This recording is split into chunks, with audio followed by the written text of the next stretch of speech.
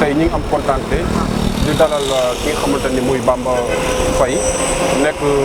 parti bi di FSD/BJ bi tey ñu ñëwoon def mu benn entretien Bamba ñu ngi lay ziar. Gas maa ngi lay nuyu di la ziar di ziar aussi mbokki internautes yi ñuy suivre à travers la télé Ndar TV. Bamba tey bëri na si ñoo xamante ni dañ lay jaawale ak Bamba Dièye tey bu ñu doon ñëw si yow tuuti kan mooy Bamba Faye. waaw Bamba Faye c'est un citoyen saint-louisien nekk aussi acteur de développement nekk aussi responsable politique bokk ci parti bi di FSD/BJ Front pour le socialisme et la démocratie Benno Jubal ñu gën ci xam ki nga xam ne mooy suñu leader national di Cheikh Bamba Dièye bu fekkee jamono dox na nag ba ñu may ràññatle ak moom wala fu ñu ma gisee mu mel ne Cheikh Bamba Dièye dafa nekk tamit damay jàpp ne ànd bu yàgg la rek ak ànd bu sax ci kaw loolu aussi ma nekk un militant yàgg ci trop parce que mine de rien j'ai fait au moins 15 ans de militantisme au sein du FSD/BJ donc loolu tamit day tax mu mandargaal ba nit bu ma xoolee rek day gis ci man aussi Cheikh Bamba Dièye gis ci li nga xam ne mooy FSD/BJ. fidélité bi tey firndeel nga ko ñu gis tey mouvance politique bi bëri na si ñoo xamante ni bu nekk ci benn parti bu parti bi wàccee rek dañuy dem toppaat beneen parti yi yow ñu gis la sa conscience tey lan moo waral conscience boobu gëm la wala dafa waaw je pense avant tout idéologie la principe la mais aussi ay valeur la yoo xam ne dañ ko war a incarner mais que acteur politique bu mu ci mëntu nekk aussi xamoon nañ ci parti politique nga ci militer par idéologie léegi nag idéologie mi ngi commencé di disparaître parce que doo comprendre est-ce que kii c'est un sociodémocrate est-ce que c'est un libéral est-ce que voilà c'est un républicain wala c'est un socialiste mënatoo koo natt bien que moi man bi may militer c'est parce que idéologiquement la milité woon et j'avais fait un très bon choix à travers les leaders yi nga xam ne xool naa leen xool seen ay trajectoire seetu ko saytu ko seetlu ko ci kaw loolu donc tant que man maa ngi gis li nga xamee ne ci sama ay principe ak valeur ak li nga xamee ne mooy doctrine yi ma jàpp ne ci moom laa war a tegu maa ngi ko fay gis il y a pas de raison à ce que may dox di toxu wala di dem di seeti feneen parce que encore une fois milité wu ma pour wut xaalis milité wu ma pour ñu may jënd milité wu ma encore aussi pour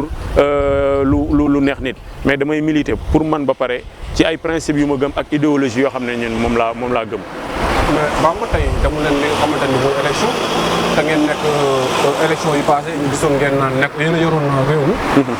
si la leen Mansour Faye ñu succédé. mais lan moo tax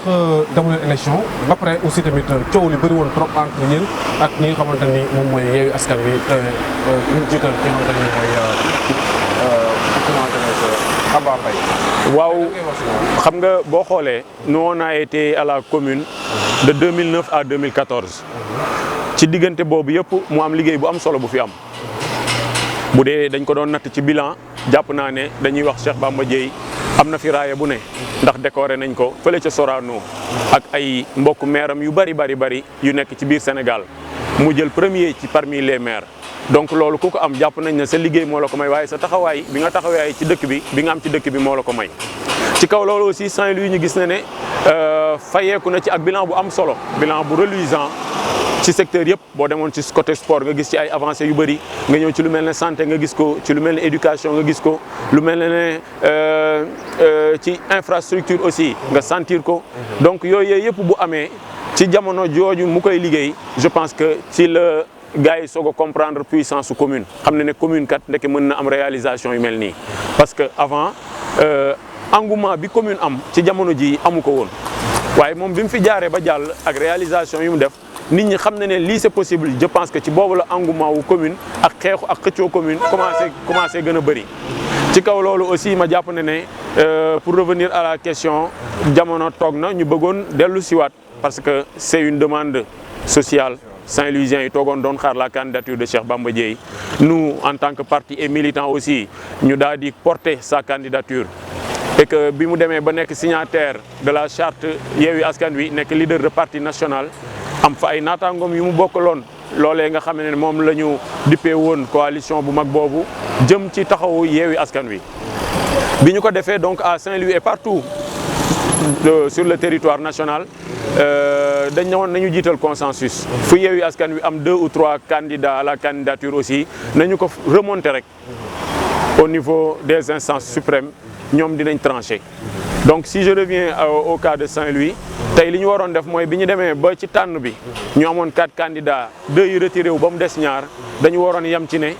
am na candidat taxawu ak candidat FSD/BJ yoo xamee ne amuñu consensus ñoom ñaar ñëpp ku nekk maintenir nga sa position. bu demee ba au niveau de la conférence des leaders ñu tranché malheureusement on a vu le candidat de taxawu investir les plateaux télé et radio commencé di xaste di saaga di wax yu ñaaw di manœuvrer ba li yàlla di dogal ba mu demee ca Ndakaaru Jal Diop ñoom nee nañu tranché nañu en faveur du candidat de taxawu. waaw mais bu fekkee nag loolu am na muy une décision de parti les leaders mën a toog xool kuy Cheikh Bamba Dièye mën ko tëkkale ak ki nga xamee ne mooy candidat bu nekk taxawu Cheikh Bamba Dièye nekk signataire de la charte nekk député nekk ministre 2 fois nekk maire am un bilan reluisant nekk koo xamee ne ni tey taxawaayam ak dayoom ci Ndar kenn mënatu koo naatable waruñ ko mën a tëkkale ak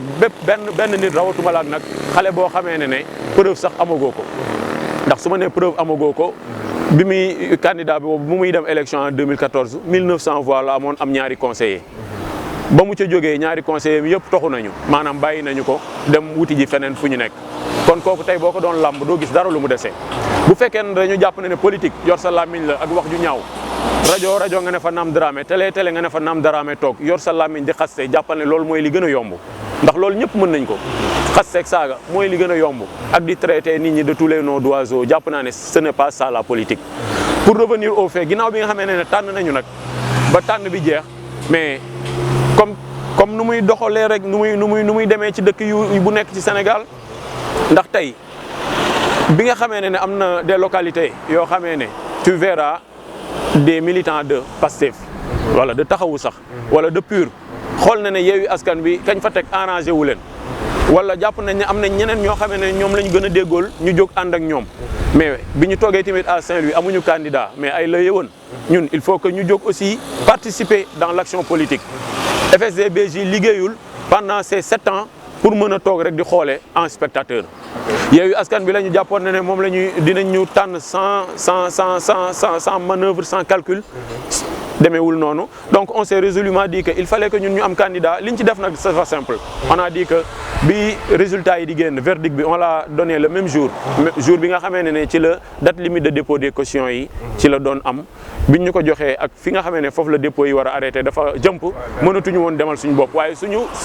ëmm moo nekkoon FSD/BJ présenté ay candidature am dem lu mu am jël ndax jàpp nañ ne ci Ndar buñ ci demoon élection ñun ku ñu àndal bénéfice waaye bu ñu demoon ñun dong it war nañu woon mën a doy. pourquoi choix bi ngeen tënk ko ci Mary Teuw Niane. voilà loolu c'est après plusieurs concertations parce qu'on s'est dit qu'au niveau local tey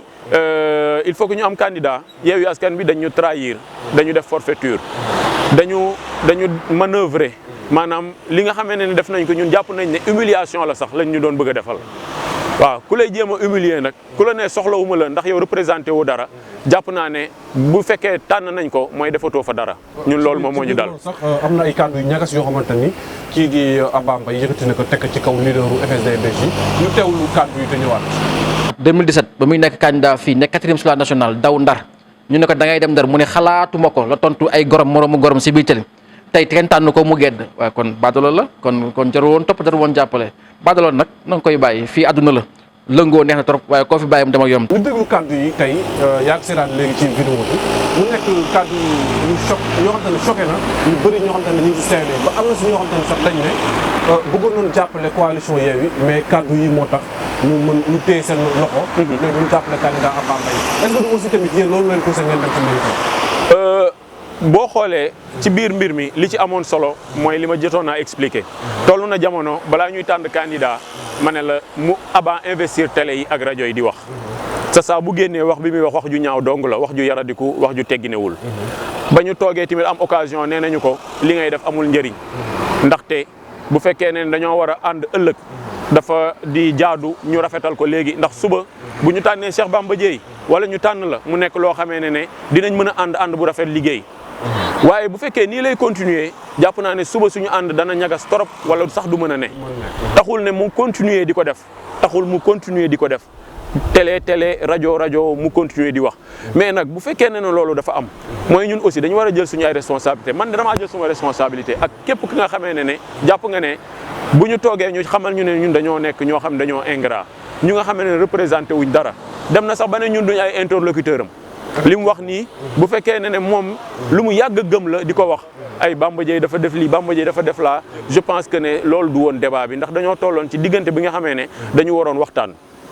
toog xaar les résultats mu génn képp ku ñu désigné de façon très honnête aussi de façon très honnête parce que loolu moom mooy soubassement wu agissement yi am après bu fekkee ay nit dañu fas yéene ànd mënuñu saagante tey suba ñu bëgg a lëngoo ne dañuy ànd liggéey donc ñun gëmuñu ko et le choix bi ñu ko xoolee amuñu candidat on a organisé plusieurs rencontres au niveau national, au niveau international, à travers des visioconférences, au niveau local. Mais unanimement, on s'est dit qu'il faut que nous agir. Parce que je rappelle tantôt que nous avons 7 ans d'action. Depuis nous avons fait porte-à-porte, nous avons massifié. Donc, c'est un résultat que nous avons capitalisé. Aujourd'hui, nous avons fait l'élection, nous avons fait nous 4 appuis, donc il fallait que nous soyons acteurs dans ce qui se passe au niveau local. Et on a décidé, à travers de longues concertations, que nous allons soutenir le candidat de notre choix. Le candidat de notre choix, candidat mais on a exclu Yewwi par leur forfaiture, par leur magouille, mais par aussi leur manque de maturité, d'arrogance, aussi au niveau local. On s'est dit aussi on a été juste séduit par la candidature de Mary Teuw Niane, du professeur Mary Teuw Niane. Pour deux raisons. Situation bi ñu nekk nii en 2014 moom bi nga xamee ne mënul dem ay nitam jóge woon nañu ci campam ñëw jàppale Cheikh Bamba Dièye beneen bi muy c'est à travers un programme bu mu toog mu présenté ko wax ko ñu dégg ko lu ci bëri ci programme bi méngoo ak ñun li ñu naroon def bu fekkoon dañu nekkaat candidat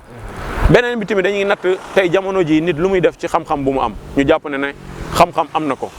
bu fekkee ne am na xam-xam am carnet d'adresse bi as politique dinañ jóg wax ak ñoom et que dinañu jóg incha allah ñu soutenir activement au soir du 23 janvier ñu jóg votel ki nga xamee ne mooy Mary Teuw Niane. mais seen problème ak Bambey est-ce que jiituwul li nga yaakaar. bu ko jiitalee affaire am la parce que man su fekkee am naa. bëri dañ ne seen problème bu tey. non buy évoqué day évoqué ay législatives. ma rappelé rek justement que législatives yooyu ñun ñoo waroon dem aux élections législatives ñu bàyyi sunu ay élections dem jàppale ki nga xamee ne mooy Khalifa à travers la liste taxawu Dakar. parce que boobu Khalifa était en prison ku nekkoon nag prison. foog naa ne yow miy ñëw bàyyi sa lépp dem di ko jàppale yow yaa ko dimbali waaye moom dimbaliwu la donc argument boobu muy wax naan Bamba dafa dem sur la liste nationale dem dafa làqu ci loolu jàpp naa ne ay contre-vérité la làqu amu fi tapet amu fi woon ñun au contraire on a sacrifié notre parti au lieu que ñu dem aux élections ñu daal di dem naan dañuy jàppale Khalifa pour au moins lutter contre li nga xamee ne jàppoon nañ ne injustice la ndax caisse noire bi pour rappel yàgg na fee exister ay maires yu bëri géré nañu ko ñooñu ñëpp ñi ngi tranquille ñu ko ci deewul yaa ngi ci sa affaire kon jamono warul dox ba benn maire mu tombé ci moom ñu bëgg a indiwaat loolee di histoire ak di wax pour mën a jaar foofu noonu pour denc ko mu nekk injustice boo xam ne ba ko Cheikh Bamba déggee moo ci njëkk a fippu ci lay soog a am convocation dig ci moom lañ njëkk a woo à la digue parce que moo ci njëkk a def sortie ñu daal di koy convoqué à la digue donc kooku jàpp naa ne reconnaissance rek moom moo la warloo ak moom ci diggante ak yow d'autant plus que Aba bi muy jógee extérieur di ñëw fii Saint-Louis Cheikh Bamba Dièye moo ko dalal papaam jàpp na ko indi ko ba ci moom dénk ko mu nekk ci cabinet nekk fa lu yàgg bu dee am na loo xamee ne mooy once de reconnaissance war na mën a wax jërëjëf Cheikh Bamba Dièye ndax as néew lu ma am wala mes débuts en politique yow lu ma ci xam yow yaa ma ko jàngal. ok kon leer nañ seen différence entre yéen ak Abba Mbaye ak coalition bi Yewwi Askan Wi tey ñu ñëwaat ci municipalité bi tey ci maire bi fi nekk mooy Mansour Faye mu bëgg a présenter bilan woon comme at ñu mën a ko falaat li nga xam te ne mooy deuxième mandat est-ce que gis ngeen ni bilan bi c'est positif. mais booy wax bilan bu positif day fekk nga gis bilan parce que pour un maire jàpp naa ne bu fekkee li ñuy wane ak di ko wax ak di ko ndamoo ba léegi ay réalisation état la buñ ñuy wax ay tali ay pavé ay rond-point ay école yooyu yëpp boo ci lamb rek ak lamp yii nii tiim ñu boo ci lamb rek da nga gis ne projet état la. réalisation maire moom moo koy dem xëcc ji. non mais loolu li ñu koy xëcc kon du mos a yegg si fii. non am na ci dëkk yëpp. xam nga xëcc bi boo ko déggee rek mooy échec la. dafa bëgg a dem dafa dem yalwaani sax à la limite ma mën koo comprendre mais buy dee day xëcc ci réew mu nga xamee ne le président l'état du Sénégal dafa war a nekk état wu ñëpp. lu muy defal Ndar mu defal ko Louga defal ko Matam defal ko Bakel defal ko Podor ak keneen ak ñeneen jàpp naa ne jamono warul dox ba ñuy ndamoo nekk goro pour mën a indi lu bëri ci Ndar ndax équité territoriale mayewu ko wanewu ko encore je répète que ces projet état la ni muy amee fii ci Ndar noonu lay amee ca Louga noonu la amee ca Kaolack noonu la amee ca Ndakaaru ndax ay projet yi Promoville la yi projet 10 villes la yeneen yi PACASEN la ainsi de suite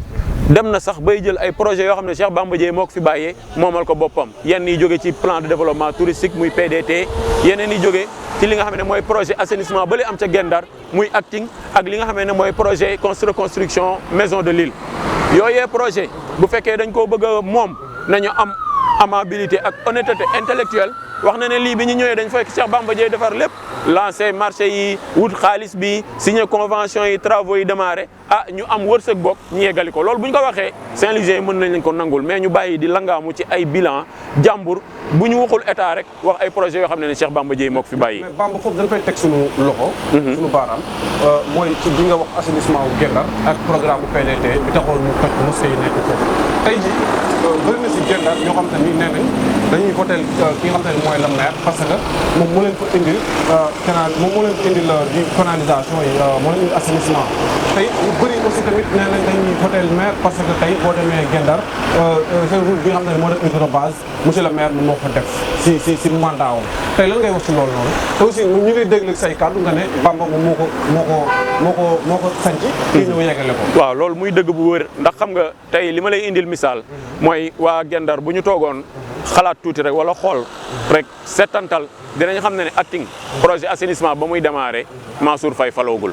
ba ñuy def lancement ba des travaux ca avenue Ousmane Thiané Sarr boobee Mansour Faye nekk fi Bamba Dièye moo lancé li nga xam ne mooy travaux yi ca la démarré ba conseil général de l'heure ñëw fekkee affaire boobu xew-xew boobu ku tàppe woon tey internet def acting boo sàgganul buñ lay génneel image yi ciy jiitu ma nga nekk 2011 2012 kon loolu day firndeel ne ki nga xam ne mooy Mansour da ko fay fekk waaye Cheikh Bamba Dièye moo wuti xaalis bi moo demoon tukki dem conseil général de l'heure fekk leen ñu am xaalis mu indi financement bu bari bu toll ci ay 3 milliards et quelques ñëw bi mu xoolee dëkk zone bi yëpp mu xam ne li nga xam ne moo xew Gendar xaw na nekk lu gën a jéggi dayoo ndax constat bi c'était que bëriwul woon ay toilettes publiques waaye ci biir kër yi aussi toilettes yi ni ñu meloon jéggi na dayoo te dañoo jege ñaari ndox donc assainissement bi xawoon na manqué xawoon na sooxe mu jël projet bi yóbbu ko foofu. bu fekkee nag tamit li nga xamee ne mooy élargissement route yi mi ngi bokk ci plan de développement touristique encore que foofu dañ ko dévoyé parce que foofu 2 fois 2 voies la waroon ne ba léegi amagul benn njeexantal. li nga xamee ne mooy tali bi tamit ñu ngi ko jëlee ci bi nga xamee ne Karim Wade moo nekk ministre des transports Cheikh Bamba dem ba lijjanti 30 kilomètres de route 30 kilomètres de route yooyu avenue Ousmane Thiané Sarr boobu ci lañ ko defar ak berge bi waaye ci la ñu defar aussi digue de Ndiolofène bii nii ngay gis bi jógee rond point Xor jëm ba gare routière lii mooy la réalité keneen ku wax leneen day wax lu ko neex ndax léegi nag politique bi gars yi jël sama mbokk waa APR yi surtout rawatina waa Kër Mansour ñoom jàpp nañ ne ay sos moom mooy politique ay naxaate ak jéem a nax population bi lëre leen loolu moom mooy politique mais Saint-Louisiens yi yeewu nañu je pense bien parce que ku la naxoon daaw nax la ren dëwoon warulaa mën a nax ndax naxe bi weesuwul at bu jot ñu baliser la tegal la ay buya bu élection jàllee ñu lemaat yëpp yóbbu bu élection législative naxee nañ leen ko référendum naxee nañ leen ko ñaari présidentielle naxee nañ leen ko élection locale yi foog naa ne suma mbokk yi waruñu leen naxee ay balisage ak ay affaire dragage ndax bël bi bu ko doon defar